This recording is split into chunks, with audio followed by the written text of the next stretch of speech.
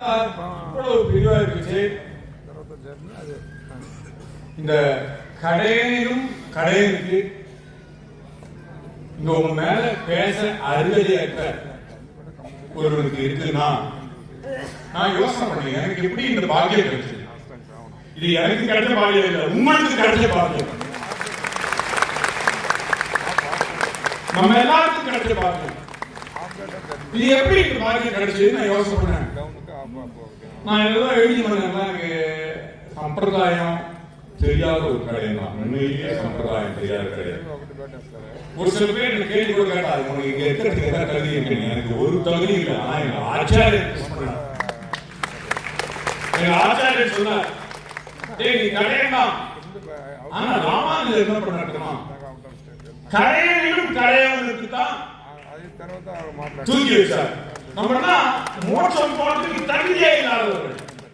அந்த மோட்சத்தை அடையணும்னா கடையனும் கடையவனுக்கு ஒரு ஆப்போசிட் இருக்கணும். அந்த ஆப்போசிட் இருக்கிறதே யாரா கடையன்னு பார்த்தாரு.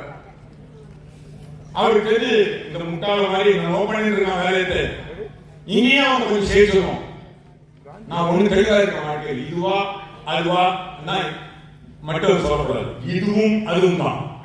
சம்பிரதாயத்துக்கு எல்லாரும் நம்ம செய்யறோம், அவாவா இடத்துல இருந்து அவாவா கடமைகளை செஞ்சுட்டு தான் செய்யணும்.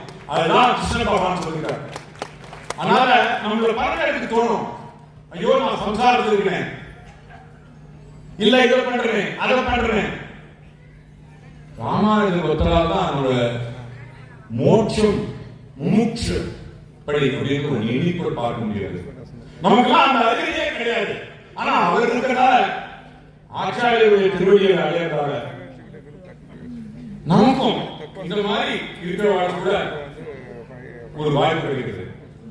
அந்த வாய்ப்பு தான் உங்களுக்கு சாவா, ஏன்னா உங்களிலும் கடையனாக இருக்கிறதால் தான் இந்த வாய்ப்பை வந்து நினைக்கிறேன்.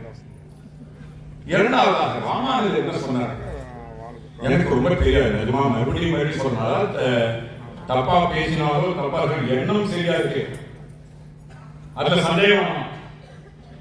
வார்த்தைகள் அது இங்க இருக்கிறதால இவ்வளவு பெரியவா இருக்கிறதால ரொம்ப அப்படியே பயந்து பேசுறேன். நான் லட்சக்கணக்கான மக்கள் இருக்கிற கூட்டத்துல 60 நிமிடம் பேசி அவளை நிக்க வச்சிருக்கேன். ஒண்ணு ஞாபகம் இருக்கு, ஸ்ரீரங்கத்துல எப்படி அனைத்து ராமானுஜர் பண்ணதுதான் அந்த கோயிலை பத்தி பேசணும்.